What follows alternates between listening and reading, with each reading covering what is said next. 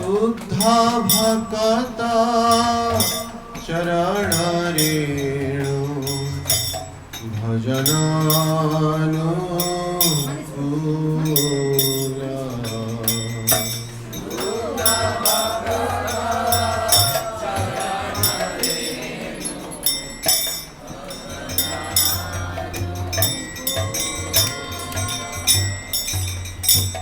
भक्त सेवा परम सिद्धि प्रेमलतिकार मूला।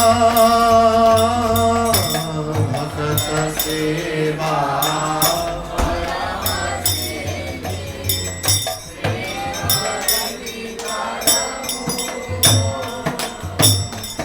शुद्ध भक्ता चरण रेणु भजनानुकूला। शुद्ध भक्ता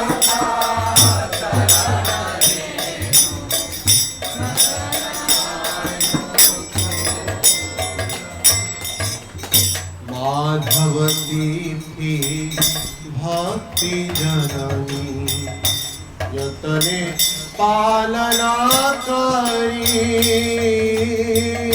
माधवती थी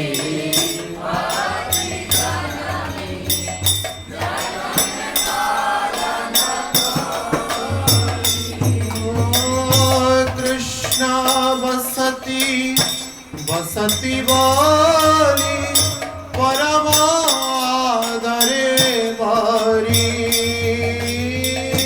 कृष्णा बसती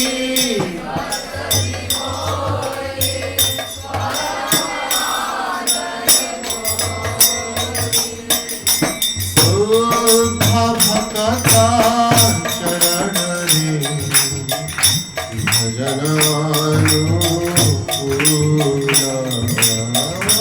शुद्ध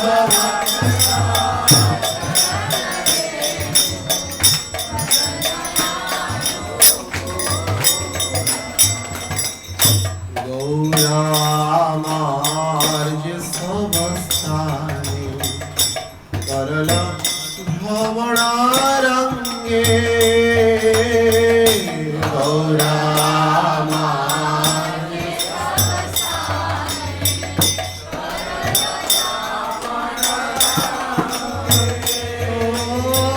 से समस्ताना गिरिवामी प्रणयी भक्त संगे। से समस्तान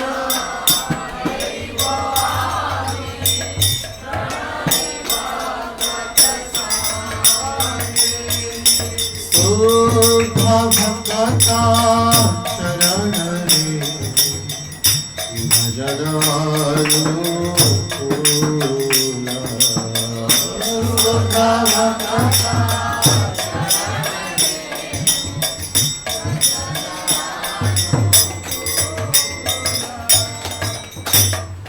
मृदंगवाद्य सुनीते मन अवसर सदाचार।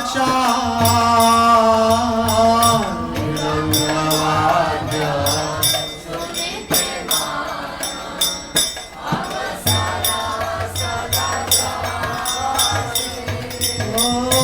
गौरा विहिता कीर्तन सुनी आनंदे हृदय नाचे।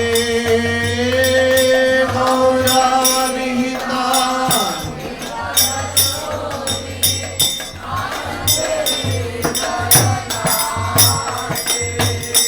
शुद्ध भक्ता चरण रेणु भजनानुकूला। शुद्ध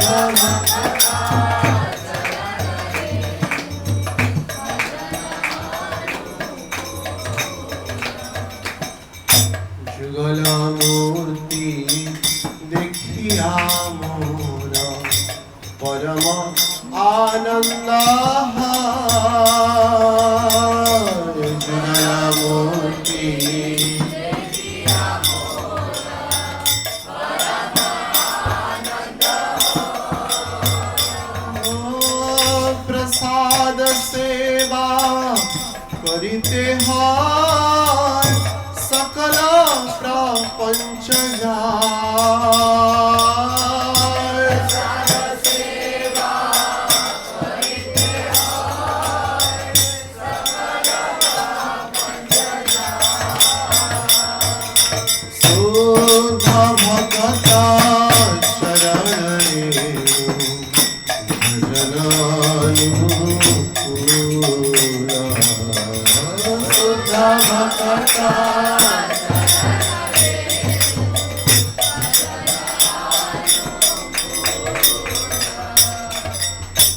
यदि न गृहे भजन देखी गृहते गोलक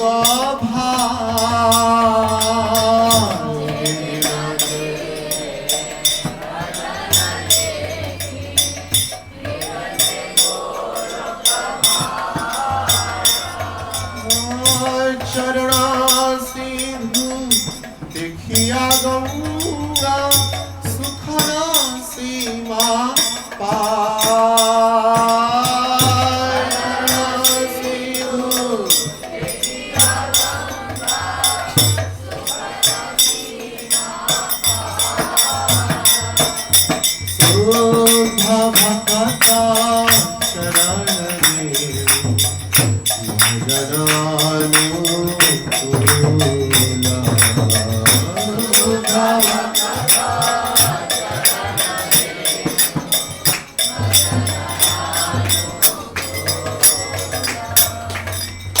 तुलसी देखी जुड़ाए प्राण माधव तो सणी जानी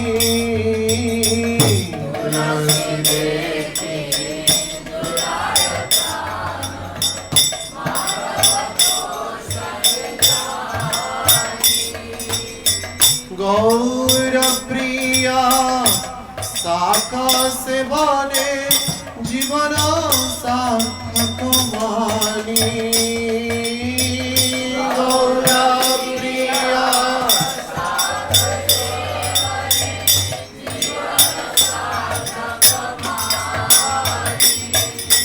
शुद्ध भगता चरण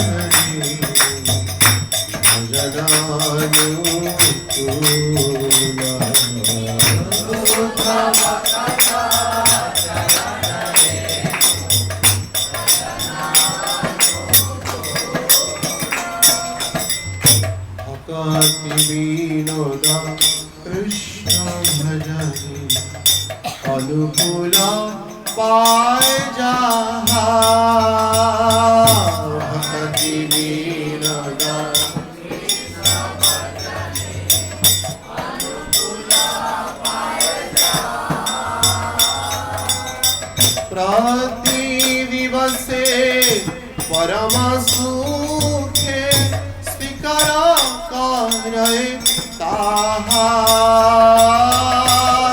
प्रतिवसे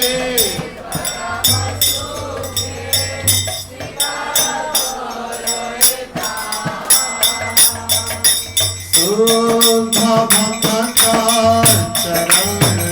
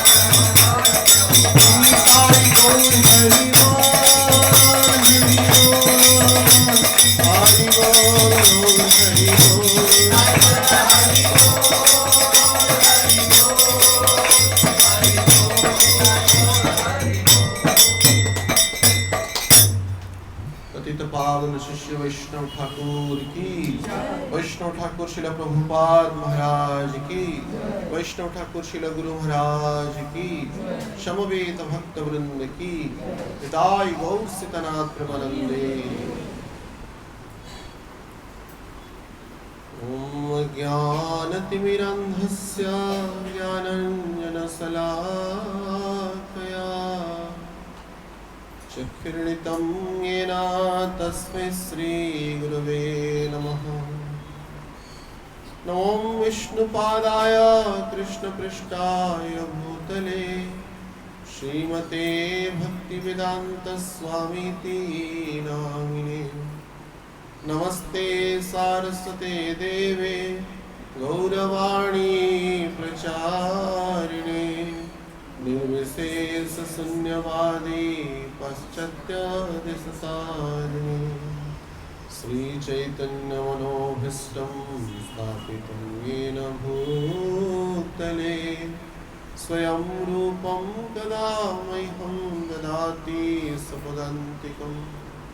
वन्देऽहं श्रीगुरुश्रीयुतपदकमलं श्रीगुरुन् वैष्णवांश्च श्रीरूपं साग्रजातं सहगण रघुनाथानीतं तं सजीवं साद्वैतं सावधूतं परिजनसहितं कृष्णचैतन्यदेवं श्रीराधाकृष्णपादान् सहगण ललिता शिवशाखान्वितंश्च।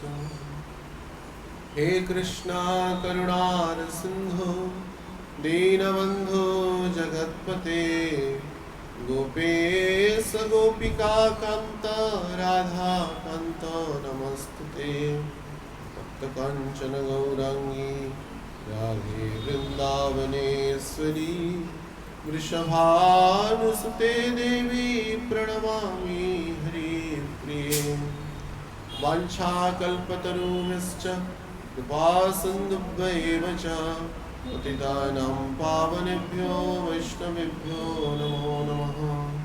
नमो महावदन्नाय कृष्णप्रेमप्रदायते कृष्णाय कृष्णचैतन्य नाम्ने गौरतिस्से नमः।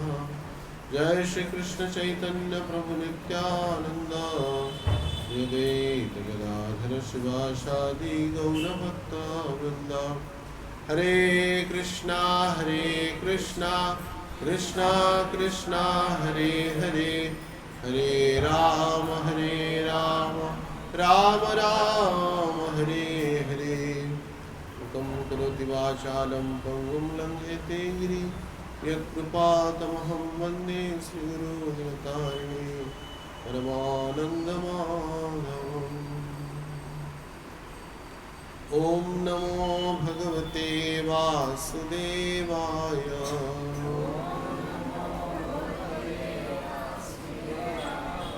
ॐ नमो भगवते वासुदेवाय।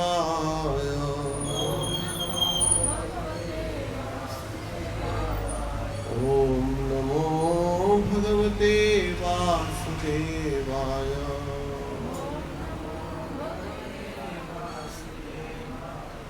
हरे कृष्ण। तो हम सबका परम सौभाग्य है कि मानव जीवन का उत्कृष्टतम फल सत्संग के माध्यम से हम सभी भगवान की चरण सानिध्य में वैष्णव की आनुगत्यता को स्वीकार करते हुए भगवान की भजन के मार्ग में अग्रसर हुए हैं एवं इसको और भी पुष्ट करने के लिए कृष्ण तुल्य भागवत कथा श्रवण आदि के माध्यम से श्रवण कीर्तन जले कर सिंचन श्रवण कीर्तन आदि के द्वारा इसको और भी परिपुष्ट करने का प्रचेष्टा में लगे हुए हैं। जैसे कि कल की चर्चाओं में हम कह रहे थे, चैतन्य महाप्रभु की बड़ी अनुकंपा है। इस धन्य कलिकाल में उन्होंने अपने गौर प्रियजनों को भी हमारे सहायता के लिए श्रीमती राधा रानी ने अपनी सखी मंजरियों को गुरु तत्व के रूप में, आचार्य तत्व के रूप में हम सबके सहायता के लिए यहाँ पे प्रेरित किए हैं। कृष्ण पृष्ठाय भूतले, कृष्ण के द्वारा प्रेरित है, राधा रानी के द्वारा प्रेरित है। तो कल प्रभु जी बोले थे कि भगवान की जो शुद्ध भक्तों की भी चर्चा कुछ समय हो तो निसंदेह हमारे लिए और भी प्रेरणादायक और उत्साहकारी होगा।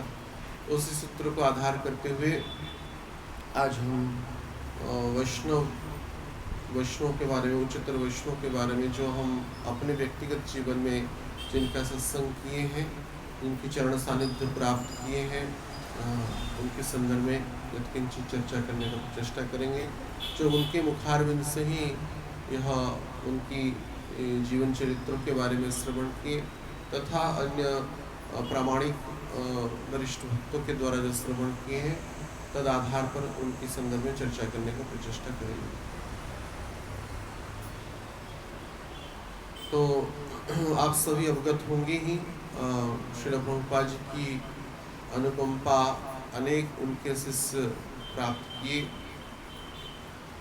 प्रकारात्मक रूप में समस्त जगत ही उनकी कृपा प्राप्त किया है। हरिनाम के सूत्र में, श्रीमद् भागवतम तथा अन्य हरे कृष्ण प्रचार के द्वारा, परंतु उनकी व्यक्तिगत जो कृपाओं को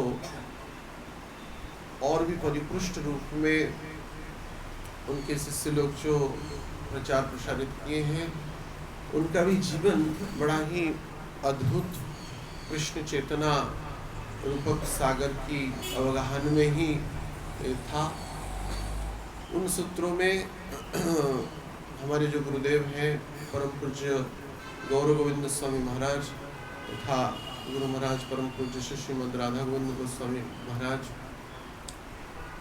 जो हम व्यक्तिगत उनका संगति प्राप्त किए हैं, उनकी अनुकंपा से उनके संदर्भ में यत्किंचित चर्चा करेंगे।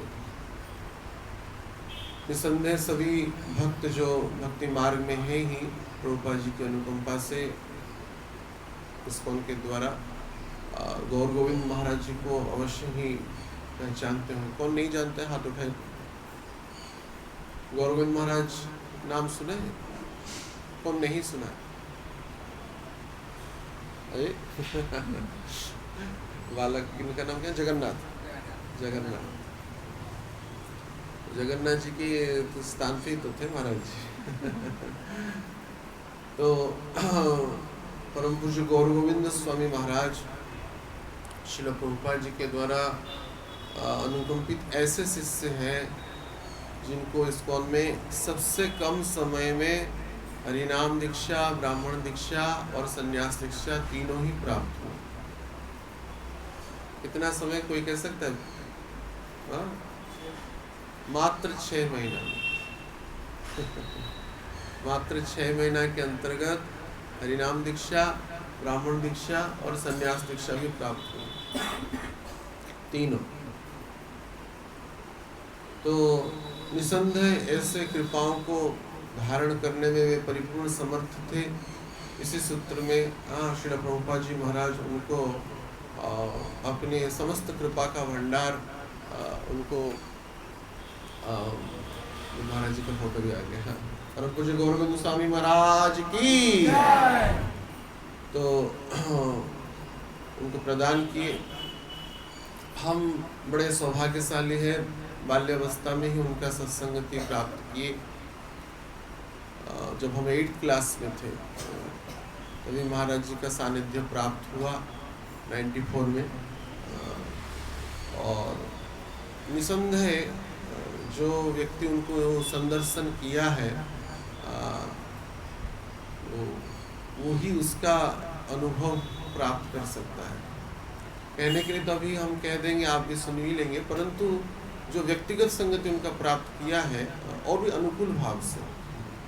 साधु का 2 संगति होता है, एक अनुकूल भाव का संगति, प्रतिकूल भाव का संगति।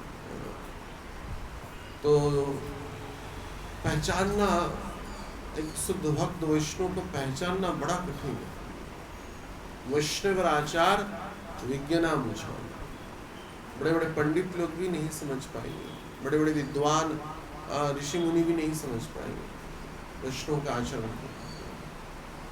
तो जो अनुकूल रूप से उनका संगति किया है, उनकी कथा का माने उनकी कथाओं का अक्षर अक्षर में विश्वास किया है, निसंदेह उनकी अनुकंपा से वो उनको पहचान सकता है। तो उनका जीवन बड़ा ही अद्भुत, आश्चर्यजनक और प्रेरणादायक रहा। बाल्यकाल से ही वे भगवान की कृपाओं को प्राप्त किए हुए थे। जब श्रील प्रभुपाद जी से वे मिले, उससे पहले ही उन्होंने चैतन्य चरितामृत, श्रीमद् भागवतम आदियों का अध्ययन कर लिया था और तथा कई उच्च कोटि के भगवत अनुभूतियों को भी वे प्राप्त कर लिए थे प्रभुपाद जी से मिलने से पहले। प्रभुपाद जी बोले he is devotee from his childhood. जो विदेशी भक्त लोग विरोध किए उनके सन्यास का, वृंदावन धाम में जब रामनवमी के अवसर पर कृष्ण बलराम मंदिर का प्रतिष्ठा हो रहा था, उसी अवसर पे उनको सन्यास दीक्षा प्राप्त हुआ। तो प्रभुपाद जी 2 सन्यास जो दंड है पहले से ही रखे हुए थे, और एक महाराज जी का सन्यास हो रहा था, और किसका होगा किसी को पता नहीं था, वो सस्पेंस था। तो सब भक्त आश्चर्यचकित हो रहे थे, और कौन है। प्रभुपाद जी पूछने का व्यावहारिक साहस किसी का था नहीं।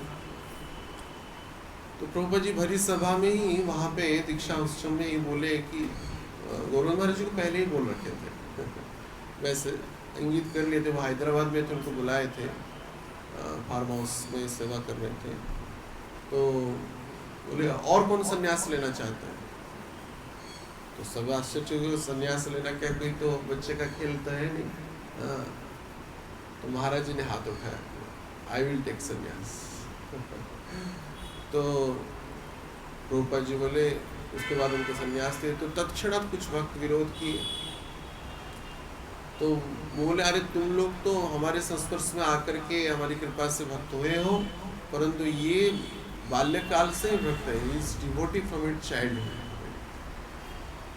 तो प्रभुपाद जी ने उनका संन्यास किया। तदुपरांत उन्होंने भुवनेश्वर मंदिर को, जहाँ पे वहाँ के जो राज्यपाल थे, गवर्नर थे, उनकी कन्या का एक जमीन था, वो प्रभुपाद जी को पहचानते थे, मायापुर में थे तब।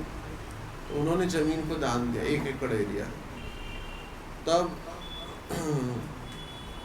प्रभुपाद जी ने गौरविंद महाराज जी को बुलाया मायापुर कि ऐसी बात है कि हमको यह स्थान हाईवे में प्राप्त हो रहा है। उस समय का हाईवे लेकिन बड़ा सुनसान जंगल से परिपूर्ण था। हम भी सब वो सब को देखें, वो सब अभी सब डेवलपमेंट हुआ है 10-20 साल के अंदर। तो वहाँ पे उनको जब स्थान प्राप्त हुआ, महाराज जी वहाँ पे कुटिया बना करके खुद, हम देखे अभी प्रभु जी बोले 3 महीना में गौरनिताई का मंदिर प्रस्तुत हो गए आप सबके सुविधा के लिए। देखिए अभी पंखाएं हैं, एसी है, लाइट है, सब सुविधाएं हैं। उस समय कुछ नहीं था। और भिक्षा मांगने के लिए बेटी जी की पुस्तकों को वे उड़िया में अनुवाद करते और चल के लगभग 12 किलोमीटर 10 किलोमीटर शशि गौरनिताई की जाते। लोकारण्य नहीं था वो स्थान। प्रभुपाद जी बोलते this will the heart of the city. एक समय आएगा ये पूरा सिटी का हार्ट होगा, हृदय होगा, केंद्र बिंदु होगा। उस समय तो वो व्यवहारिक रूप से दिख नहीं रहा था। मैंने जो भेड़ बकरी की तो आ जाए मंदिर में तो बहुत बड़ी बात हो आज के समय। उस समय बाघ भालू आ जाते थे। सोचिए उस अवस्था में उन्होंने अपने हाथ से तुलसी जो माताएं हैं उनके वृक्षों को लगाया, फूल पत्तों को लगाया। और ऐसे भी समय आता था जो बारिश आ जाता था, अभी भी बारिश आ जाता तो पानी भर जाता है कई बार। तो बारिश आ जाता था तो वो महाराज जी वो जो उस कुटिया से बारिश होता था तो छतरी लेकर के रात भर बैठे रहते। गौरनिताई का एक फोटो था और उनको वो भोग लगाते। और महाराज जी व्यक्तिगत सूत्र में बताए, वहाँ जो कुआं था, वहाँ में भूत प्रेत बैठते थे, रात को सब भूत प्रेत बैठते थे। हाँ, तो महाराज ने उन भूतों को भी उद्धार किया। सामूहिक सूत्र में ऐसा वो इसका प्रचार नहीं है, लेकिन व्यक्तिगत सूत्र में महाराज स्वयं बताए हैं, कई भूतों को उन्होंने उद्धार किया। कई एक बार ऐसा बारिश हुआ कि 3 दिन तक कुछ जाने का कोई आसार ही नहीं था, इतना जलमग्न हो गया। तो भोग लगाने के लिए भी गौरनिताई को, मैंने ऐसा नहीं वो खुद प्रसाद पाने के लिए विचलित हो रहे थे, भगवान को भोग लगाने के लिए कुछ व्यवस्था नहीं हो पा रहा था। 3 दिवस तक ऐसे जब स्थितियाँ रही तो उन्होंने भगवान को प्रार्थना किया, तो आश्चर्यचकित होंगे, ऑटोमेटिक जो भोग थाल में प्रसाद प्रकट हो गया। ऑटोमेटिक भोग थाल में वो माता जी ऊपर दिखा रही थी कि हमारा लिफ्ट लगा हुआ है, वो भोग थाल अभी जैसे कोई बालक देखेगा तो सोचे कि वो प्रकट ही हो गया कि कहाँ से था कहाँ से आ गया, इधर अगर देखेगा ठाकुर जी के सामने आ गया। ये तो वैज्ञानिक सूत्र से हो जा रहा है परंतु अद्भुत पूर्ण भाव से प्रत्यक्ष रूप में भोग प्रसाद जो है प्रकट हो गया। भगवान भक्तवत्सल भगवान अपने भक्त को कभी भी निराश नहीं करते। ये तो ऐसे अनगिनत प्रकट और अप्रकट लीलाएं महाराज जी के सहित हुआ है। रही बात बाल्यकाल की, बाल्यकाल से ही उनकी जो मातृवंश है वो वैसे बंगाल से थे, तो 400 साल 500 साल पहले से ही वो गदेगिरी नामक स्थान है उड़ीसा में। महाराज जी की कृपा से हमको भी वहाँ पे 2 साल राधा गोपाल जी की सेवा प्राप्त हुआ था। तो बड़े प्रत्यक्ष विग्रह हैं गोपाल जी। वृंदावन में एक नागा सन्यासी के पास वो विग्रह था। तो वो विग्रह उस समय जब राजा महाराजों का शासन था, तब गोपाल जी उन सन्यासी को, उन बाबा जी महाराज को बोले कि हमको उड़ीसा जाना है, ले चलो। तो ये विश्वास नहीं की, पहली दफा तो विश्वास नहीं की तो भगवान तो वृंदावन बिहारी है, वृंदावन छोड़ के क्यों जाएंगे, वृंदावन परित्यजम पादम एक गच्छति। परंतु गोपाल जी की इच्छा थी, जहाँ पे भगवान के शुद्ध भक्त हैं वही वृंदावन। तीर्थम कुर्वन्ति तीर्थाणि, निसंदेह तीर्थपाद जहाँ पे है वही वृंदावन है, जहाँ पे शुद्ध भक्त है। तो लेकिन उनकी इंगित को, उनके संकेत को नहीं समझ पाए। तो नेक्स्ट डे क्या हुआ, गोपाल जी क्रोधित हो गए, एक तमाचा लगाए उसको मैंने बोला तुम तब भी नहीं सुन रहे हो, मुझे जगन्नाथपुरी जाना है, उड़ीसा जाना है। तब वो जो सन्यासी थे, बैरागी थे, वो गोपाल जी की आज्ञा को पालन करते हुए वे चल पड़े। और कई महीनों की यात्रा के उपरांत जगन्नाथपुरी में पहुंचे। उस समय राजा के माने सचिव के रूप में वे काम करते थे, उनकी मातृवंश के जो पूर्वज हैं गौरगंज महाराज जी के। तब अज्ञात सूत्र से कोई अपरिचित कोई व्यक्ति जब आकर के, वो गोपाल स्वयं ही मार्गदर्शन कर रहे थे, कहाँ जाना है, कैसे करना है, किस स्थान पे वो व्यक्ति मिलेंगे, खुद ही वो प्रेरणा दे रहे थे, खुद ही मार्गदर्शन कर रहे थे। तब वे जब पहुंचे उनके पास, वो समस्त कथा को सुनकर के वे भी आश्चर्यचकित, और इधर इनका भी वैराग्य उत्पन्न हो रहा था कि राज कर्म आदियों को छोड़ करके कैसे भजन से लूँ, भगवान की भजन में लग जाऊं, यह उनका विचार था। जैसे रेजिग्नेशन दे देते ना, जब भक्त लोग को वैराग्य आ जाता है तो वह अपने कार्य क्षेत्र से रेजिग्नेशन दे देते हैं। आजकल तो कम दे रहे हैं, पहले बहुत देते थे तो वे उसके लिए प्रस्तुत हो रहे थे मानसिक रूप में। तब इस प्रकार का संयोग बना और उनको जब ठाकुर जी गोपाल जी प्राप्त हुए बड़े प्रसन्न हो गए और सब कुछ छोड़ करके वे उनके गांव को चले गए। वहाँ पे एक छोटा सा कुटिया बना करके वे गोपाल जी की सेवा करने लगे। और जो बाबा जी महाराज वो भी अपना संपूर्ण जीवन वृंदावन और नहीं लौटे। जैसे माधवेंद्र पुरी गोपीनाथ जी के पास पूरा आजीवन रह गए वृंदावन को छोड़ करके, गोपाल और गोपीनाथ में कोई अंतर नहीं है ऐसा विचार करके, वैसे ही वृंदावन धाम में रहने वाले यह अखंड वास करने वाले जो संत थे गोपाल जी के समीप पूरा आजीवन रहे महाराज जी। हाँ हाँ, तो वहाँ पे उसी क्षेत्र में ही हुए, उनका समाधि भी हुआ है। अभी जो मंदिर का जो क्षेत्र है उसी के कोने में ही कई बार भक्तों को उनका दर्शन भी होता है।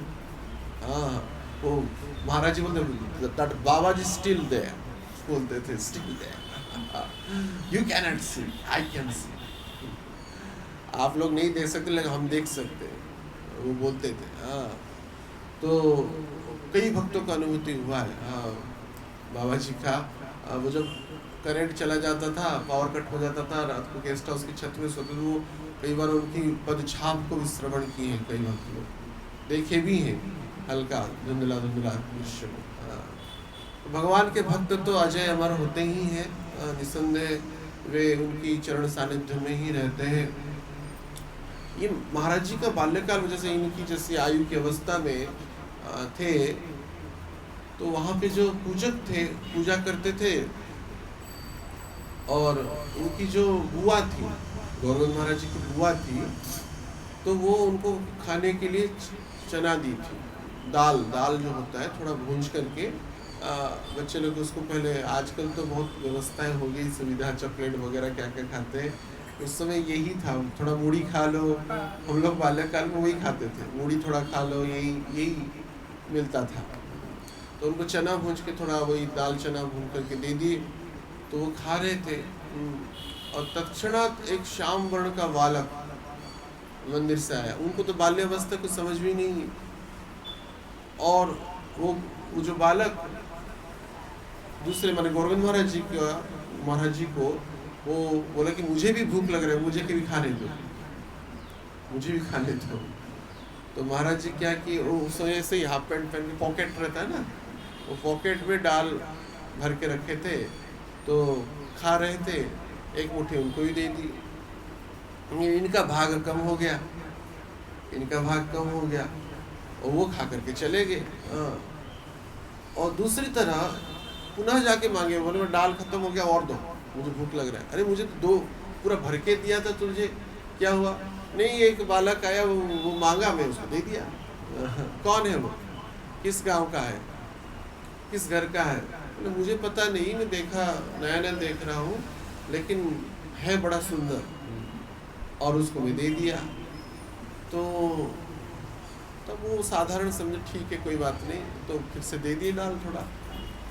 नेक्स्ट भी सेम वही हुआ लीला, पुनः मांगने लगे, तृतीय दिवस में भी वैसे ही होने लगा। तब उनकी बुआ को संदेह हुआ, कुछ तो है, क्यों ऐसा हो रहा है, कौन है बालक, देखे तो। तब जाकर के देखे, ऐसे उनको तो दिख नहीं रहा है। महाराज जी पॉकेट से दाल निकाल कर दे रहे, ऐसे आसमान में ही जा रहा है वो और कहाँ गायब हो जा रहा है। तब तो ये डर गई कि भूत प्रेत है क्या, कौन है। तब जाकर के उनको पूछा गया महाराज जी को, ये तो बालक अवस्था के थे, तो पूछा कि कौन था वो, किसको दे रहे थे। तो बोले नहीं, ऐसा स्वरूप है, जैसे भगवान का स्वरूप है। उनको तो व्यक्तिगत ज्ञान नहीं था कि भगवान ऐसे दिखते हैं, बहुत छोटी अवस्था था। तो बोले कि हाँ, ऐसे पीताम्बर पहने हुए हैं, पीला सा कपड़ा है, ऐसे साम वर्ण के बालक है, मैंने कमर में एक बांसुरी पकड़ा हुआ है। तब सब आश्चर्यचकित हो गए कि साक्षात गोपाल जी ही ये लीला कर रहे हैं, महाराज जी के साथ बैठ करके इस प्रकार का भोग आरोग रहे हैं। इस सबको सुनकर के सभी आश्चर्यचकित हो गए। ये जो बालक है निश्चित रूप से कोई विशेष है, क्योंकि वे जैसे नारद मुनि के संदर्भ में जैसे बताया गया, वो क्रीड़ा आदियों से परे रहते थे। महाराज जी जब पहले काल में भागवत टूंगी रहता था, शाम को भागवत चर्चा होता था, तो वहाँ पे खेल आदियों से निवृत्त होकर के वो कथा सुनते थे हमेशा। तो उनकी जो आचरण व्यावहारिक रूप से निश्चित रूप से स्वतंत्र ही था। और गोपाल जी की तो अनेक लीलाएं हैं, गोपाल जी की अनेक लीलाएं, लेकिन महाराज जी के साथ व्यक्तिगत सूत्र में इस प्रकार से उन्होंने एक लीला संपन्न किया, जिसको प्रामाणिक सूत्रों में भक्तों के द्वारा प्राप्त हुआ है यह बात। ऐसे महाराज जी का जो जीवन है, गृहस्थ आश्रम में वो गए, वो हेडमास्टर थे स्कूल में ही, एकाएक उनका वो प्रेरणा वो जागृत हुआ कि नहीं, अभी संसार को त्याग करके परमार्थ के मार्ग में चलना पड़ेगा, एक शुद्ध भक्त की चरण का आश्रय लेना पड़ेगा। जब हम कह शुद्ध भक्ता चरण रेणु भजन अनुकूल, ये परम आवश्यक। यद्यपि भगवत अनुभूति को आप प्राप्त कर ले, तब भी जब तक शुद्ध भक्त का चरण सानिध्य को, उनकी चरण की रज को आप अपने मस्तक में धारण नहीं किए हैं, उनकी अनुगत्यता को स्वीकार नहीं है, उनके आदेश को अपना जीवन का सर्वस्व नहीं माने हैं, तब तक भजन अनुकूल नहीं होगा। इसी सूत्र को सूत्रपात करने के लिए महाराज जी अपना जो व्यावहारिक सांसारिक जीवन है, यद्यपि उस समय उनकी बालक और बालिकाएं जो भी संतान थे बड़े छोटे थे, महाराज जी इतने तीव्र वैराग, आजकल तो हम ब्रह्मचारी या वानप्रस्थ संन्यास लेने के बाद घर से कोई आ जाए तो बड़ा आवभगत करते हैं, उनसे पूछते हैं और उनसे उनकी व्यक्तिगत सांसारिक सूत्र से ही, संबंध से ही उनको संबोधित भी करते हैं। ऐसा स्थिति रहा। महाराज जब संन्यास ले लिए और गृहत्याग कर लिए, घर में उनका कोई व्यवस्था ही नहीं था, बड़ी गरीबी आ गया।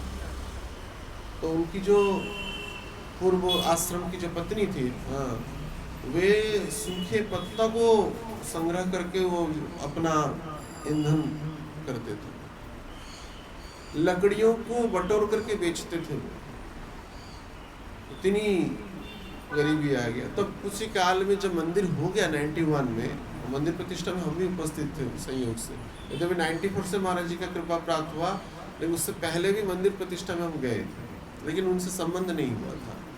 तो 91 के बाद जब चारों तरफ पेपर में आ गया कि भुवनेश्वर में इतना बड़ा मंदिर का निर्माण कोई गौरगोविंद स्वामी किए हैं, तो वे पता चल गया रही तो इधर ही। तो उसके उपरांत वे आए थे। उनका जो माने संसारिक जो नाम था, तो उसी नाम से वे परिचित थे। विचार के एटलीस्ट पेंशन पेपर में भी, या जो वॉलंटियर रिटायरमेंट जैसे लेते हैं, उस पेपर में सिग्नेचर कर लेंगे तो कुछ लक्ष्मी प्राप्त होगा।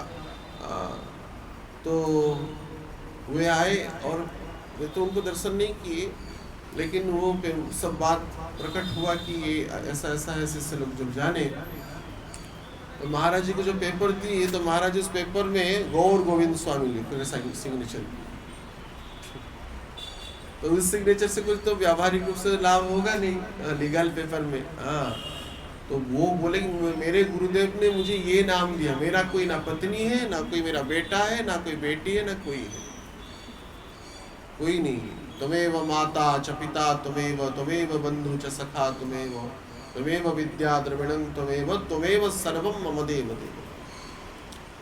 तो निश्चित रूप से हम सबको इससे शिक्षा लेना चाहिए। यद्यपि जड़ शरीर के जो पिता माता आदि हैं उनका सम्मान करना चाहिए, परंतु हमारे पिता माता हमारे गुरु ही हैं, साधु संत ही हमारे पिता माता हैं। इस परिचय से हमको परिचित होना है।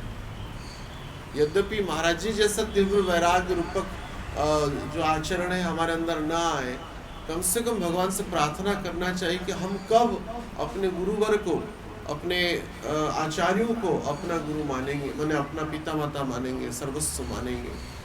उनका सम्मान हमारा सम्मान होगा, हमारे गुरुदेव का सम्मान हमारा सम्मान होगा। ना कि हमारे पिता माता का सम्मान हमारा सम्मान होगा। क्योंकि कोई है ही नहीं, अनंत पिता माता ऐसे गए हैं। वास्तविक हमारे पिता माता भगवान ही है, गुरु ही है, और कोई नहीं है।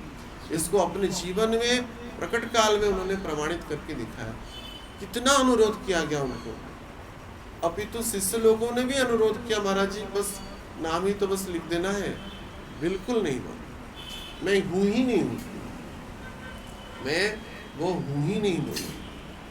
मेरा परिचय, मेरे गुरु ने जो परिचय दिया वो ही मेरा परिचय है, मैं हूं ही नहीं।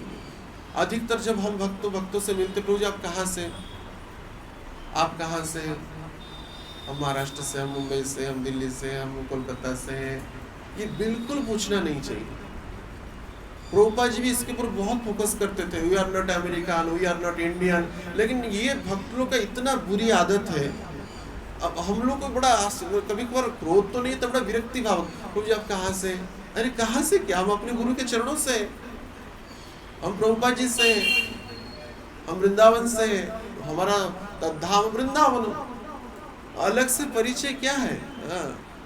अर्थात जिसको एकादश स्कंद भागवत में भगवान कृष्ण कह रहे हैं उद्धव संवाद में कि जो भूमि है जहाँ पे हमारा जड़ शरीर का जन्म हुआ है, उसको जो मानता है वो नारकीय है, उसकी बुद्धि नारकीय बुद्धि है। जनेषु अभिज्ञेषु सायवा गोखरा, जो अपने जड़ शरीर की पिता माता को, जड़ शरीर की जन्म को, जड़ शरीर की अस्तित्व को, परिचय को अपना परिचय देता है, वो गो और खर है, गधा। और गो श्रेणी माने यहाँ पे पशुत्व के रूप में विचार किया गया है। तो इसलिए ये जो हमारे जो आदत है, प्रभु जी आप कहाँ से, ये पूछना आज से बंद कर दीजिए कृपा करके।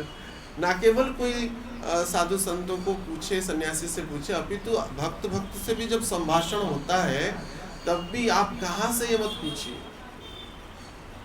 उनकी अनुकंपा, उनकी सत्संग लीजिए, अवश्य ही लीजिए, परंतु क्योंकि कहाँ से वो क्या बोलेगा, ये तो हमारा, ये बिंदु सृष्टि के क्रम में हम नहीं है। जैसे हम कल बोल रहे थे, दो सृष्टि, बिंदु सृष्टि, नाद सृष्टि। जो शरीर के संबंधों से जन्म हुआ संबंध वो बिंदु सृष्टि होता है, वो कारक सिद्ध नहीं होता है। नाद सृष्टि, जिस वाणी ब्रह्म से प्रकट हुआ हमारा जीवन, उसको बोलते हैं नाद सृष्टि। नाद से, गुरु की नाद से हमारा प्रकट हुआ है, उनकी मुखार बिंदु से हमारा प्रकट हुआ है, उनके कृपा बिंदु से हमारा प्रकट हुआ, ये हमारा असली परिचय है। तो ये परिचय से हमको परिचित होना है। जब अर्जुन को पूछा जाता था तो काशी तुम कौन हो, तो बोलते थे मैं द्रोणाचार्य का शिष्य अर्जुन। ये उनका परिचय देते थे। अपने गुरु के परिचय से हमको परिचित होना है, अपने भक्ति के परिचय से हमको परिचित होना है, ना कि सांसारिक परिचयों से, जड़ शरीर की जो जन्मगत स्थान से कि मैं बिहार का हूँ, मैं यहाँ का हूँ, वहाँ का हूँ, ये परिचय से नहीं परिचित करना है। They are Gujarati devotees. अरे ये क्या, गुजराती कौन, पंजाबी कौन, चाइनीज कौन, जापानीज कौन, अमेरिकन कौन, भक्त तो भक्ति। तो इस प्रकार से हमको वेद विचार आदियों से संलग्न होते हुए संकीर्णता में नहीं जाना चाहिए। यद्यपि भाव वो नहीं है, परंतु व्यवहार में ऐसा हो जा रहा है, तो वे बिल्कुल इस संबंधों को, उस परिपाटी को माने नहीं। परंतु जो भगवान के शुद्ध भक्त का भौतिक संस्पर्श भी प्राप्त किया हुआ, निसंदेह उसका तो यत्किंचित तो व्यवस्था हो ही जाएगा। बाद में शिष्य प्रशिष्य लोग जो भी थे उनकी व्यवस्था तो हो ही गया। बड़ा अच्छा, विदेशी भक्त लोगों ने बड़ा अच्छा घर बना दिया वहाँ पे माता जी के लिए। बाद में उन्होंने दीक्षा भी लिया भक्ति स्वरूप दामोदर महाराज जी से। हम कई बार उनका दर्शन किए, वो आते थे बीच बीच में। महाराज जी के प्रकट के बाद वे आने लगे और आकर के वो रहते थे गेस्ट हाउस में, दर्शन करते थे, प्रसाद पाते थे, प्रसाद हॉल में प्रसाद पाते थे सबके साथ बैठ करके। तो गुरु माता ऐसा भाव रखते हुए हम लोग भी प्रणाम करते थे। तो निसंदेह ऐसी जो महाराज जी का जीवन रहा, बड़ा ही आदर्शमय रहा। जैसे प्रभु जी कल बोल रहे थे, जब प्रभुपाद जी महाराज आए, जैसे अभी इलाहाबाद में महाकुंभ हुआ था 1977 में, वैसे ही महाकुंभ हुआ था। तो वहाँ प्रभुपाद जी महाराज गए थे कई विदेशी भक्तों के साथ। तो भुवनेश्वर मंदिर का भूमि पूजा होना था तथा प्रभुपाद जी का दीक्षा उत्सव होने वाला था भुवनेश्वर में। महाराज जी तो प्रेरित किए थे, कुछ था ही नहीं, बस कुटिया थे। तो महाराज जी जब उनसे संपर्क पहले से जब किए थे कि इसी नित्यानंद त्रयोदशी पे भूमि पूजा होगा, उसी क्रम में प्रभुपाद जी अपने शिष्यों के ट्रेन में, उस समय ट्रेन में आए थे प्रभुपाद जी इलाहाबाद से। तो उनके लिए जैसे गवर्नर हाउस की जो राज निवास है, वहाँ पे शिष्य का उद्देश्य रहता है गुरु की सर्वोत्तम सेवा हर एक प्रकार से। वैष्णव का गुरु का सर्वोत्तम सेवा हो, एक वैष्णव का इच्छा रहता है। तो उन्होंने उनके अनुकूल के प्रभुपाद जी महाराज, जहाँ उस समय इसको पूरा एस्टेब्लिश हो गया था वर्ल्ड वाइज, और प्रभुपाद जी के पास व्यावहारिक रूप से बहुत माने लक्ष्मी था, फॉलोअर्स थे, शिष्य थे, बहुत प्रचार प्रसार हो गया था। तो उसी हिसाब से भुवनेश्वर मंदिर की बस मिट्टी का घर की व्यवस्था था ही नहीं। तो उन्होंने इस प्रकार की व्यवस्था किया था। जब मैंने गाड़ी में प्रभुपाद जी पीछे बैठे थे महाराज जी, तो गाड़ी जब महाराज जी गाइड करते जा रहे थे कि ऐसे जाना है, ऐसे जाना है। तो गाड़ी जब बोले कि इस गवर्नर हाउस की तरफ, वहाँ प्रभुपाद जी ने हुआ है, तो वहाँ पे हम क्यों नहीं? तो प्रभुपाद जी बोले कि नहीं, मैं वहाँ एक्चुअली वो पहले से व्यवस्था था नहीं, क्योंकि पहले से ही महाराज जी के प्रभुपाद जी के लिए गेस्ट हाउस की व्यवस्था थी, गवर्नर गेस्ट हाउस की। तो प्रभुपाद जी बोले नहीं, मैं तुम्हारे पास ही रहूँगा, मैं तुम्हारे पास ही रहूँगा। प्रभुपाद जी के लिए तब तक गोल्डन हाउस, सोने का घर भी हो रखा था लॉस माने ये वेस्ट वर्जीनिया में। कीर्तनानंद महाराज उस समय उनके लिए स्वर्ण का घर कर रहे थे, हो गया था लगभग, उसके टाइल्स में भी सोना डला हुआ है। तो वैसे ऐश्वर्यमय स्थितियों को जो रहने वाले व्यक्तित्व हैं, वे गौरगंज महाराज जी के सहित मिट्टी के घर में रहे 17 दिन, 1-2 दिन नहीं, मच्छर से मच्छर, भयंकर मच्छर था। और पानी की भी व्यवस्था उस अनुकूल नहीं था प्रभुपाद जी के लिए। माने केदार गौरी नामक एक स्थान है, कुंड है, प्रभुपाद जी बोले कि वर्ल्ड का सबसे बेस्ट पानी भुवनेश्वर का है बोले थे। तो बोले मैं उसको पीऊंगा तो मेरा स्वास्थ्य स्वस्थ हो जाएगा। तो प्रभुपाद थोड़ा अस्वस्थ हो रहे थे उस समय, 77 में तो प्रकट हुए। तो केदार गौरी नामक स्थान है, वहाँ से महाराज जी उनके लिए जल लाते थे, पीने का जल, पानी का, कुंड का ही जल, नेचुरल कुंड है, अभी भी है। तो प्रभुपाद जी, और कुछ टॉयलेट का तो कुछ व्यवस्था ही नहीं, मिट्टी को खुदाई करके वहाँ पे व्यवस्था किया गया। प्रभुपाद जी बस रिक्वेस्ट की थी, बस करंट इलेक्ट्रिसिटी आ जाए जिसके द्वारा मैं भागवतम का ट्रांसलेशन वगैरह जो है वो कर सकूँ, उतनी बस व्यवस्था करो, और कुछ नहीं चाहिए। और प्रभुपाद जी डेली सुबह ऐसे ही भागवतम क्लास देते, और गौरगंज महाराज उसको उड़िया में अनुवाद करते।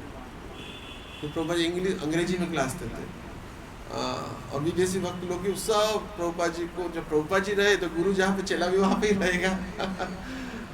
तो यद्यपि उन लोग को तो ज़्यादा कठिनाई हो रहा था, परंतु वे भी सब वहाँ पे रहे। और गौरगंज महाराज जी के जो सिलेक्टेड कुछ कैंडिडेट्स थे, उनको प्रभुपाद महाराज दीक्षा प्रदान भी की, और भुवनेश्वर मंदिर का भूमि पूजा किया। उसी वर्ष ही श्रील प्रभुपाद महाराज अप्रकट लीला को संपन्न किए श्रीधाम वृंदावन में।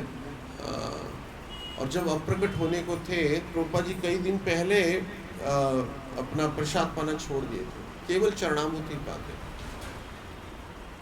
तो गौरंग महाराज जब सुने कि प्रभुपाद महाराज अस्वस्थ है, उनको दर्शन करने के लिए आए हुए थे वृंदावन। तो जब वृंदावन आने वाले थे, तो वो तार माने खबर गया प्रभुपाद महाराज जी को। तो प्रभुपाद जी बोले गौरंग महाराज जी के लिए गाड़ी भेजो। उस समय प्रभुपाद जी का गाड़ी किसी को लिए नहीं दिया जाता था। प्रभुपाद जी का जो कार था, एक मायापुर में था, एक वृंदावन में था, और एक हैदराबाद में भी था। हैदराबाद वाला कार कहाँ गया उसको मैंने मैंने गायब हो गया, परंतु मायापुर वाला कार और वृंदावन वाला कार भी कहाँ है मुझे पता नहीं। तो वो वाला जो गाड़ी है उनको मथुरा स्टेशन में भेजने के लिए उनको, तब भी विदेशी व्यक्ति ने आपका गाड़ी उनको क्यों, नहीं उनके लिए भेजो बोले। तो गौरव महाराज प्रभुपाद महाराज जी के लिए जगन्नाथ जी का खाजा प्रसाद लेके आए थे, जगन्नाथ जी का खाजा प्रसाद लेके आए थे। तो प्रभुपाद जी वैसे प्रसाद नहीं पाते थे, केवल चरणामृत पाते थे। तो जब गौरव महाराज जी वो जगन्नाथ जी का प्रसाद दिए प्रभुपाद जी महाराज जी को, तो बाकी भक्त बोले नहीं प्रभुपाद जी कुछ लेते नहीं, वो नहीं लेंगे, हटा दो उसको। तो प्रभुपाद जी बोले नहीं मैं उसको लूँगा। तो प्रभुपाद महाराज गौरव महाराज जी के द्वारा लाए हुए जो खाजा प्रसाद था कुछ कण उन्होंने ग्रहण किया, और यह प्रेम उनका प्रत्यक्ष प्राप्त होता था उनसे। परंतु सेवाएं थी, अन्य सेवाएं था, उनको जाना पड़ा। हम देखें गौरव महाराज जब प्रभुपाद जी महाराज जी का तिरुभाव पे क्लास थे, बड़ा विरात्मक वो कथा होता था। वो बोलते मैं इतना बड़ा पापी हूँ, मैं अपने गुरु के अप्रकट के समय में रहा नहीं, ऐसा छाती को पीट के बोलता, चिल्ला करके बोलते थे, बड़ा दुख भरी उनके शब्द से कहते थे। वो तो अनुभवनीय ही है, वो जो संदर्शन के वही उसको पराकाष्ठा की अनुभूति कर सकता है। इतना विरह, रोते रोते पूरा कथा होता था वो सब। तो निसंदेह और अपने जीवन में उन्होंने इतना संघर्ष किया। उस समय तो संघर्ष का ही वेला था। भारत में केवल 6 मंदिर ही थे। प्रभुपाद जी के महाराज के द्वारा प्रतिष्ठित मंदिर मुंबई रासबिहारी, वृंदावन, हैदराबाद, कोलकाता राधा गोविंद और मायापुर। नेक्स्ट 6वां मंदिर भुवनेश्वर। तो उस समय आर्थिक रूप से कोई सहायता उड़ीसा जैसे स्थान पे तो बिल्कुल था ही नहीं। 10-10, 12-12 किलोमीटर चल के जाते एक पैसा के लिए। उस समय पैसा चलता था, रुपया टंका जो है वो नहीं चलता था। मतलब चलता था लेकिन मिलता नहीं था। कोई देगा तो थोड़ा सा ही देते थे। सोचिए उस समय वो 1 करोड़ का प्रोजेक्ट था। अब यहाँ पे सुने प्रोजेक्ट 4.5 करोड़ रुपया करीब खर्चा हो गया। उस समय भुवनेश्वर मंदिर उस समय 1977 में शुरू, उस समय का 1 करोड़ का प्रोजेक्ट मैंने कितना बड़ा प्रोजेक्ट है। उसका वैल्यू आज के समय में कितना है, उस समय का 1 करोड़। तो बड़ी कष्ट से कठिनाई से गुरु की आज्ञा को सिरोधार्य करते हुए उन्होंने उनकी इच्छा को अपने जीवन काल में ही परिपूर्ति किया। न केवल भुवनेश्वर मंदिर, उसके बाद गोपीनाथ मंदिर हुआ और गदेगिरी में गोपाल जी मंदिर हुआ, तथा अन्य आदि भी कई सारे जो कंस्ट्रक्शन ओरिएंटेड जो सेवाएं हैं उसको तो लिए ही। जैसे श्रील प्रभुपाद महाराज संपूर्ण विश्व भर में भगवत वाणियों का प्रचार किए, वैसे ही वे भी संपूर्ण विश्व भर भी भ्रमण करते हुए प्रचार किए।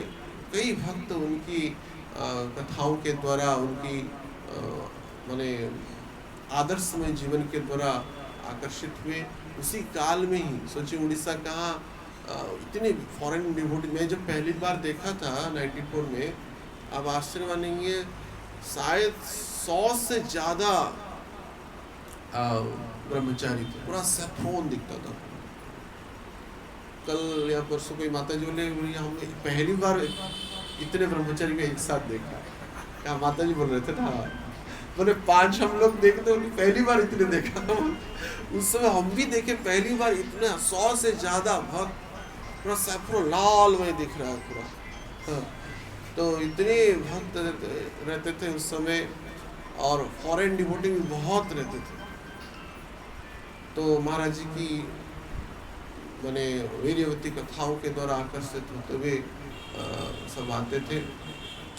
उनका जीवन इतना कि माने इतना आदर्शमय रहा, शिक्षणीय रहा, अब सोच ही नहीं सकते। हर एक लीला, इतनी लीलाएं हैं, प्रत्यक्ष देखी हुई लीलाएं हैं। एक बार महाराज जी का दीक्षा उत्सव हो रहा था, उनके असिस्टेंट थे नंद किशोर पूर्णा में भक्त थे। तो दीक्षा के बाद दक्षिणा देते हैं, होता है ना संग्रह, मैंने भिक्षा मांग करके। तो जब भक्त लोग दे रहे थे तो महाराज जी स्पर्श करके रख उसको असिस्टेंट रखता। तो क्या हुआ, कुछ कॉइन्स गिर गए और उसमें से 50 रुपए का पैसा कॉइन जो है ऐसे राउंड राउंड होते हुए नाली में गिर गया।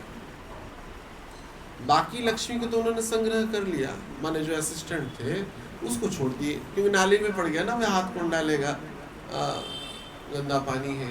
ओपन नाली था, थोड़ा किनारे ओपन नाली था, रेस्टोरेंट जहाँ पे गोविंदा रेस्टोरेंट था उसका किचन के बगल में। तो महाराज जी, लेकिन जो जैसे वो कॉइन जा रहा था उनका दृष्टि वहां पे ही है।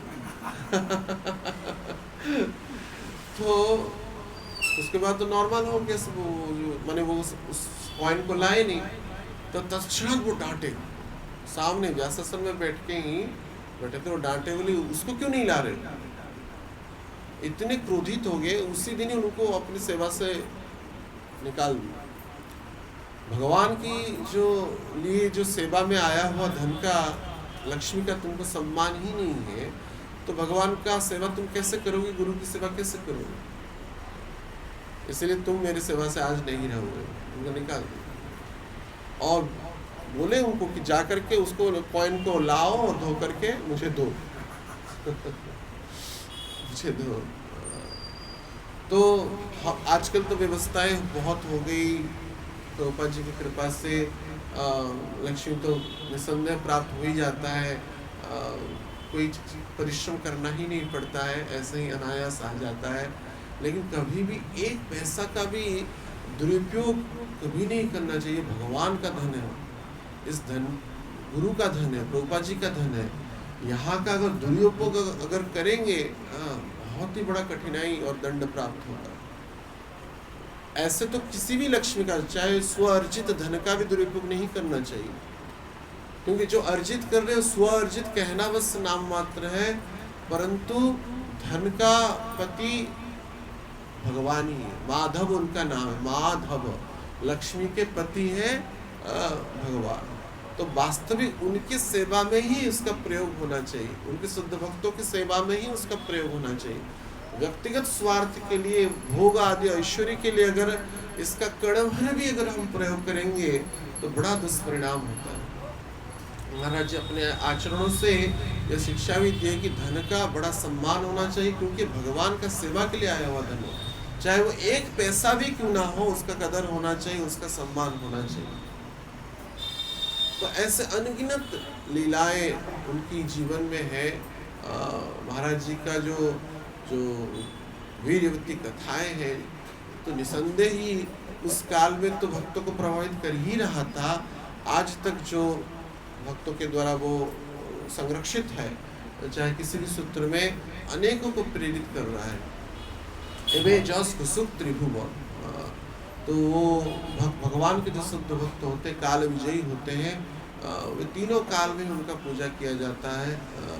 परंतु जो दुर्भाग्यशाली है, ऐसे शुद्ध भक्तों का संस्पर्श तक प्राप्त करने के बाद भी उनका अनुगत्य को स्वीकारते नहीं और उनके आदेश को पालन करते नहीं, या उनसे माने उनका सत्संग करते नहीं, उनसे दूर जाने का विचार रखते हैं, ये बड़ा दुर्भाग्यशाली। उस समय जब महाराज जी थे तब तो कभी पता ही नहीं था कि ऐसा होगा। महाराज जी ये 96 की बात है, तो नित्यानंद त्रयोदशी का उत्सव होने के बाद महाराज जी किस मीटिंग के लिए चले गए, तो कोई सोचा भी नहीं था कि महाराज जी अब प्रकट हो जाएंगे। ऐसे ही हमारे जीवन में, हमारे जीवन में जो कृपा करके साधु प्रकट हुए हैं, हमको व्यक्तिगत शरणागति दिए हैं और प्रत्यक्ष संबंध हो या परोक्ष संबंध हो दिए हैं, वो कब इस संसार को, श्री गौर निताई की,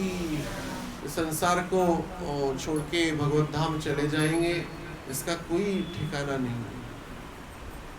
तो इसलिए जितना संभव पर हो, भर भर के, चाहे किसी भी आश्रम में आप हो, चाहे ब्रह्मचारी हो, वानप्रस्थी हो, सन्यासी हो, किसी भी आश्रम में हो, जीवन का एक ही उद्देश्य रखना चाहिए कि ज्यादा से ज्यादा हम शुद्ध भक्तों का सत्संग करें, उनकी शरणागति तो ग्रहण किए ही है, उनकी कथाओं का श्रवण, किसी भी सूत्र में उनकी सेवा हो जाए, माने शारीरिक संगति अर्थात उनकी शरीर के निकट रहने का अवसर प्राप्त हो, उनका शीत प्रसाद हमको मिल जाए, उनकी कथाओं का श्रवण करने का अवसर मिल जाए, किसी भी सूत्र में उनका प्रत्यक्ष परोक्ष सेवा करने का अवसर मिल जाए, यही जीवन का परम भजन है। शुद्ध भक्त चरण रेणु भजन अनुकूल। भक्ति विनोद ठाकुर सिद्धांत की बात, सारांश बात कहेंगे, शुद्ध भक्त का चरण रेणु ही भजन का अनुकूल है। चाहे आप करोड़ों नाम कर दिए, निसंदेह करना ही चाहे कलिकाल में नाम, लेकिन अनुगत्यता का नाम ही सबसे नाम सार्थक नाम होता है। संत महापुरुष के मार्गदर्शन में जो नाम होता है, सेवा हो, चाहे विग्रह सेवा हो, रसोई हो, फूलमाला हो, या किसी भी सेवा ले लें, अगर उनकी अनुगत्यता उनकी आज्ञा के अनुसार नहीं हो रहा है तो वो सार्थक नहीं करेगा। इसलिए हमको ज़्यादा से ज़्यादा जीवन में जाओ भागवत तो पढ़ो वैष्णव रास्ता में, वैष्णव के चरणों में भागवत, अकेले भागवत तो पढ़ेंगे तो होगा नहीं। जाओ भागवत तो पढ़ो वैष्णव रास्ता में, ऐसे वैष्णव के चरणों में रह करके भागवतम पढ़ाया जाता है, उनके अनुगत्यता उनके आज्ञा को आधार करते हुए। इसलिए जितना संभव, चाहे कितना भी आपको डिस्टेंस जाना पड़े, अगर संभव पर हो, आप कहाँ पे भी हो, अगर अवगत हो रहे कोई उच्च कोटि के भक्त शुद्ध भक्त आपके जीवन में, उनके संस्पर्श में आप आ पा रहे हैं, तो भरपूर संगति करिए, उनसे सत्संग करिए, उनसे अपने प्रश्नों का, जिज्ञासाओं का उत्तर लीजिए, और अपना जीवन को उनकी निकट में रह करके ही अपना जीवन को उनकी छत्र छाया में, भगवान का सबसे कृपा अगर किसी व्यक्ति के प्रति है, इसका सर्वश्रेष्ठ प्रमाण है कोई शुद्ध भक्त की शरीर के समीप अगर वो रहना है, सर्वश्रेष्ठ प्रमाण, निसंदेह इसका भरपेट लाभ उठाना, क्योंकि उसके बाद पाषाण कुटी व माथा औनले पशु, कुछ भी कर लेंगे ना वो मिलेंगे नहीं। और निसंदेह उनकी, क्योंकि भगवत प्राप्ति का 3 ही उपाय कहा गया है, शुद्ध भक्त का चरण रज, उनकी चरणामृत और उनका उच्चिष्ट, यही भगवत प्राप्ति कराएगा। साधन मार्ग का, भगवत भक्ति का यही परम सूत्र है। तो ये कैसे प्राप्त हो? उनकी निकट रहेंगे तभी तो प्राप्त होगा, उनकी समीप जाएंगे तब तो प्राप्त होगा। तो यही भजन का परम सूत्रपात है, यही सिद्धांत। तो इसलिए ऐसे शुद्ध भक्त, क्योंकि संसार में जब जैसे हम लोग, मुझे वो स्मरण है वो काल रात्रि, वो 10th का एग्ज़ाम था हमारा, तो हमारे जो बड़े पापा थे वो सेक्रेटरीट पे काम करते थे, सेवा करते थे। तो चैतन्य चंद्र प्रभु जो है, जो चैतन्य चंद्र महाराज जो अभी प्रकट हो गए, महाराज जी के एक अन्यतम शिष्य हैं, गुरु, इसको उनके गुरु भी रहे, तो वे भी वहाँ पे सर्विस करते, इसलिए उनके साथ संबंध था। तो वहाँ से रात को 11:30 बजे फोन आया, पता नहीं हमको 9 बजे से ही नींद नहीं आ रहा था, ऐसे हम चल रहे थे, ऐसे नहीं पढ़ाई करने के लिए, बेचैनी से बड़ा दुख और पीड़ा हो रहा था। तो लगभग 11:30 बजे के शायद करीब फोन आया लैंडलाइन पे कि महाराज जी, जैसे होता है ना संसार में सब कुछ चला गया, ऐसा ही लगा। साइकिल ले मैंने मैं रात को 11:30 बजे वहाँ से, मैं जयदेव विहार जगह है वहाँ से नयापल्ली जो भुवनेश्वर मंदिर है वहाँ पे चले, तो सब सुनसान था, कई भक्तों को पता भी नहीं था। और तब उनसे सिक्योरिटी गार्ड से पूछे तो बोला हाँ महाराज चले। तो वो जो कष्ट, पीड़ादायक जो अनुभूति होता है, क्योंकि जो भक्त, भगवान के शुद्ध भक्त संसार को छोड़ के चले जाएंगे तो हम पूरा अपने माता पिता विहीन हो जाएंगे, अनाथ हो जाएंगे। तो इसलिए उनकी चरण सानिध्य का जितना संसर्गता किया जाए, संगति किया जाए, साधु संग हो जाए, ये अपना जीवन का सर्वस्व है। हम कभी भी अपने साधन के बल पे, भजन के बल पे भगवान को नहीं प्राप्त कर सकते, ये प्रामाणिक बात है। इसका अर्थ नहीं कि भजन साधन नहीं करना चाहिए, लेकिन उनके अनुगत्य में करना चाहिए। लेकिन सबसे परम बल जो है शुद्ध भक्त चरण रेणु भजन। तो ऐसे आचार्य श्रील प्रभुपाद महाराज, गौरंग महाराज, गुरु महाराज तथा अनेक अन्य आचार्य भी हैं, उन सबका यथेष्ट संगति जो जीवन में किया है वो अभी भी चार्ज है अभी भी चार्ज है। माया उसको कभी नहीं हरा सकता। लगता है व्यावहारिक रूप से माया हरा देगा, लेकिन नहीं हरा सकता। एक बार भी उनको प्रसन्न किए ना, आप बचे रहे, आप बचे रहे। इतना भी संघर्ष कर ले माया, आपको माने पतन कराने की चेष्टा कर ले, अगर एक बार भी शुद्ध भक्त आपके आचरणों से, आपकी सेवा से, आपकी किसी से अगर प्रसन्न है ना, आप बचे रहे, निसंदेह बचे रहे।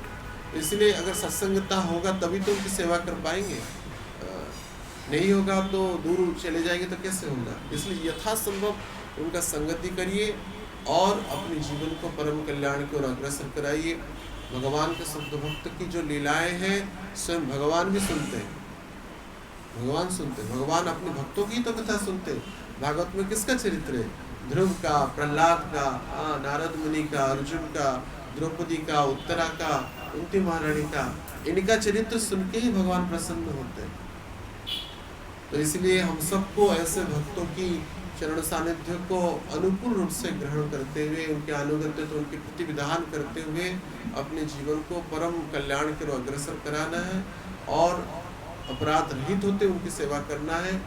और कई बार कुछ भक्त ये भी डर जाते हैं कि नहीं अपराध हो जाएगा, त्रुटि हो जाएगा या हो रहा है, नहीं चले कुछ भी हो। गुरु महाराज जी, मैं जानू निज नाथ स्वभाव, अपराधी पे कोहना गाऊ। मैं अपनी नाथ के स्वभाव, कितना भी अपराध कोई कर ले, अगर प्रकट द्वेष नहीं रखे, मेरे गुरु का माने हानि हो, ऐसा तो कोई नहीं सोचता है ना। एटलीस्ट क्योंकि संशय उत्पन्न हो जाता है, कभी कभार हल्का पातर अंतर भाव लगता है, ये अज्ञानता और असावधानता के कारण। क्योंकि शुद्ध भक्त और भगवान सबके प्रति समभावी रखते हैं, समः सर्वभूतेषु। अज्ञानता और असावधानता के कारण लगता है ये प्रकट अपराध नहीं है, लेकिन इसको यथासंभव इसको क्लैरिफिकेशन करते हुए शुद्ध भक्त का चरणों में क्षमा प्रार्थना करते हुए उनकी सेवा को अनुकूल रूप से करना चाहिए। लेकिन डरना नहीं चाहिए, बिल्कुल मत डरिएगा, वे बड़े कृपाशील हैं। नहीं वो कुछ बोल लेंगे, कुछ गलती हो जाएगा, त्रुटि हो जाएगा, नहीं, कितना भी हो वे कृपालु। हे कृष्ण करुणार सिंधु, भगवान जैसे कृपाशील है, उनके शुद्ध भक्त और भी ज्यादा कृपाशील है। जैसे नित्यानंद प्रभु और गौरांग महाप्रभु बहुत कृपाशील है, उनके भक्त लोग भी बड़े कृपाशील हैं, बड़े पतित पावन है, पतितों को उद्धार करने में परिपूर्ण रूप से समर्थ है। तो ऐसे भक्तों का संगति जितना अनुकूल रूप से हो अवश्य हमको लेना चाहिए, क्योंकि ये अगर संसार को छोड़ के जब चले जाएंगे हम पूरा ही माने बेसहारा हो जाएंगे, हम अनाथ हो जाएंगे और जीवन का कोई प्रेरणादायक व्यक्ति, वह अस्तित्व, वह परिचय, वो महापुरुष हमारे जीवन में नहीं रहेंगे। वाणी तो रहेगा, लेकिन वाणी की संगति जो आजकल मोबाइल डिवाइस आदि से करना और प्रत्यक्ष उनकी सत्संग को श्रवण करना, ये अलग ही है। जो हम गुरु महाराज की कथा को प्रत्यक्ष सुने और जो वाणी से सुने, उसका अलग ही प्रभाव है। तो इसका संसर्गता, उनकी संगति जितना हो सके ज़्यादा से ज़्यादा लीजिए और उनकी सेवा किसी प्रकार से हो यह करने का प्रचेष्टा करिए। हरे कृष्णा कृष्णा कृष्णा हरे हरे, हरे राम राम राम हरे हरे। किसी का प्रश्न है, एक दो तो बस ले सकते हैं, बाकी समय तो 9:40 है प्रश्न।